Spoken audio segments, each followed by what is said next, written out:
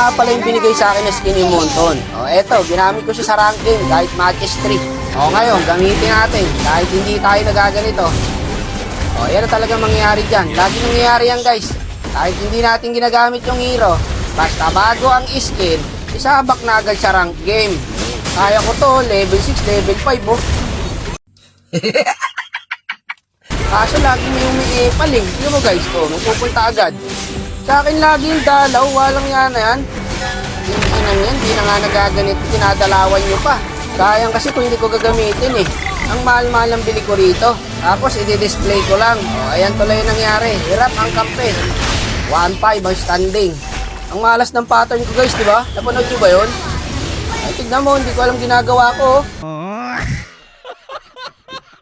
Eh, huwag kayo magtataka guys. Pag kami nakampi kay Skinneris, tapos ang tanga, ibig sabihin nun, gusto lang din nila subukan yung binigay na skin sa kanila.